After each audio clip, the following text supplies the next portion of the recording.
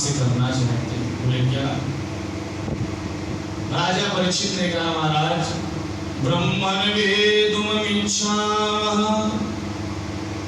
श्वासारं रामकृष्णयो यतो वै विजयो याममासे पितामही।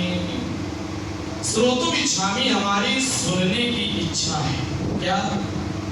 विश्वासारः रामकृष्णयो, जो भगवान कृष्ण और बलराम जी की बहन सुभद्रा यानी हमारी जो पितामही थी, हम उनके विवाह की कथा सुनना चाहेंगे।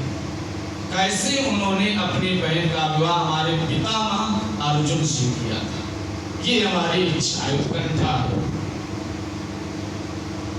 सुखदेव जी ने कहा राजन आप धन्य हैं, जिसकी आयु क्षण मात्र बची हो,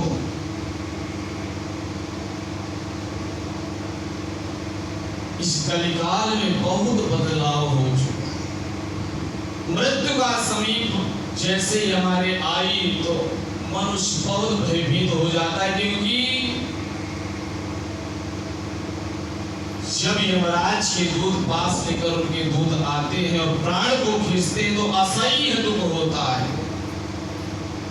लेकिन राजा परीक्षित ने तो मन में सोच लिया था कि हम भगवान की कथा को पी करके, अमृत पी करके मुक्त हो चुके हैं और मरने वाला तो ये शरीर है, हम तो भगवान के धाम को जाएंगे, क्योंकि दिव्य भगवान की हमने कथा का आस्वादन किया है।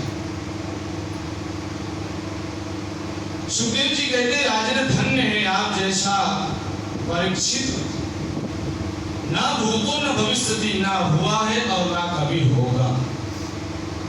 हम अवश्य आपको सुनाएंगे। हे राजन, ये उस समय की बात है जिस समय तुम्हारी पितामही द्रौपदी पांडवों में किसी एक के पास रहती थी। तो पांडवों में जैसे युधिष्ठिर के यहाँ है द्रौपदी, तो ना तो अर्जुन उस कक्ष में जा सकते थे, ना तो नकुल, ना सहदेव, ना भीम। एक दिन द्रौपदी युधिष्ठिर के कक्ष में थी, अर्जुन को कोई आवश्यक कार्य पड़ गया और इनको मालूम नहीं था कि युधिष्ठिर के कक्ष में और हमारे बड़े भ्राता युधिष्ठिर में है। तो अर्जुन उस कक्ष में प्रवेश कर गए और ये शर्त थी यदि गलती से भी उस कक्ष में कोई चला जाता तो उसे 12 महीने के लिए वन जाना पड़ता। अब अर्जुन धोखे से घुस तो गए, लेकिन अब उनको तो शर्त माननी पड़ेगी। अर्जुन वन के लिए निकले। भगवान ने कहा अर्जुन तुम चिंता मत करो, बहुत जल्दी तुम्हारे 12 माह जो है समाप्त हो जाएंगे। अर्जुन इधर वन में गए हैं। अर्जुन को कानों कान ये बात पहुंची, क्योंकि अर्जुन जो है सुभद्रा से प्रेम करते थे। अर्जुन के कानों में बात पहुंची कि हमारी प्रियतमा सुभद्रा का विवाह बलदाऊ भैया दुर्योधन के साथ करा दें, और भगवान कृष्ण भी चाहते थे कि सुभद्रा हमारी बहन का विवाह अर्जुन के ही साथ हो, क्योंकि दुर्योधन को जानते थे महाभारत के युद्ध में मारा जाएगा, हमारी बहन विधवा हो जाएगी। तो इसलिए उनकी भी इच्छा नहीं थी, लेकिन बलदाऊ भैया का चेला था दुर्योधन।